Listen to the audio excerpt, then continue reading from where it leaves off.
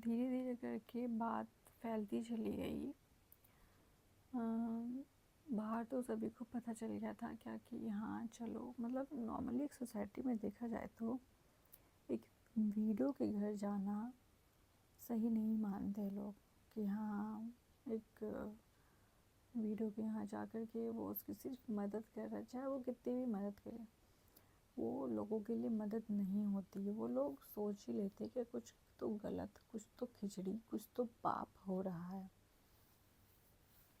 तो हो सकता है क्या कि ये बातें पहले से ही बाहर फैलना चालू हो गई थी। चालू होते होते मतलब,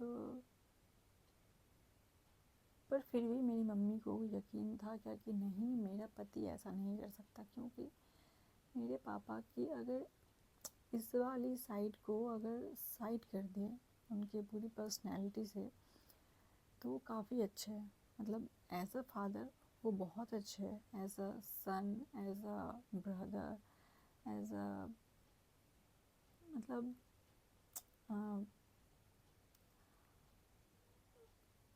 वो क्या कहते, काम को लेकर, अपने वर्क को लेके एज अ वर्कर वो काफ़ी अच्छे हैं।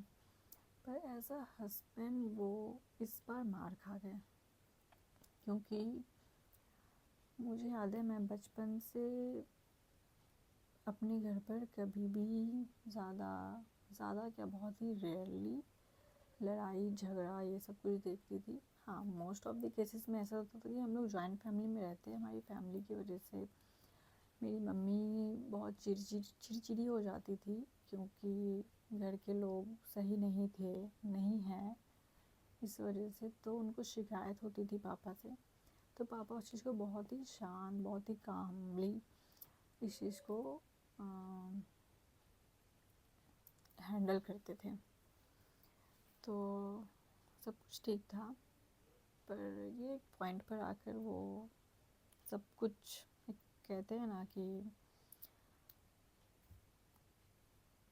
कीचड़ फिर जाना, वही हो गया। तो बातें जब फैलने लगी, फिर भी मेरी मम्मी को यकीन था कि नहीं, मेरा पति ऐसा नहीं करेगा, मेरा पति ऐसा नहीं करेगा। चलो वहाँ तक भी सही था। पर चलो बातें कुछ टाइम और पहले लेके जाते हैं। तो 2015 में मेरी दीदी बीटेक कर रही थी। मैं 3 बहन 1 भाई हूँ, मैं बीच वाली हूँ, मेरे से छोटी भी एक है और मेरे से बड़ी एक है, और भाई सबसे छोटा है।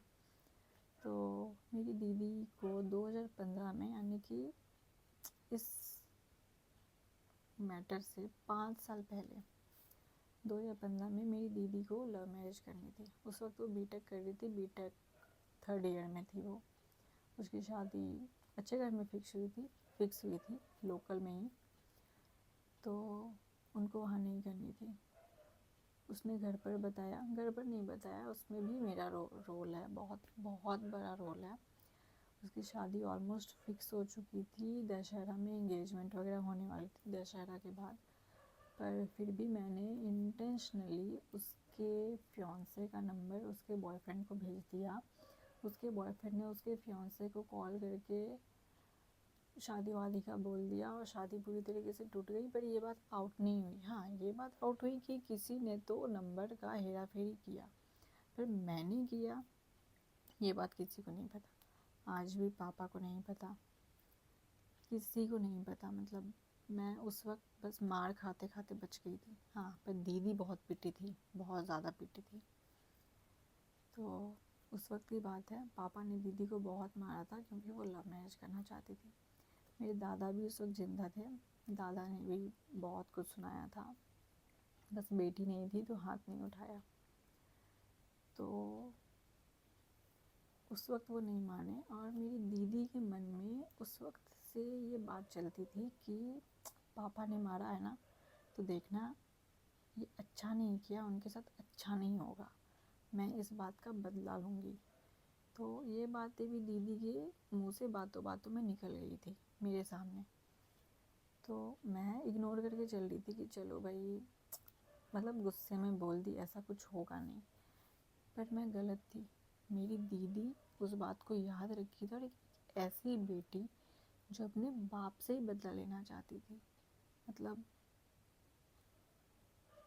क्या ही बोले।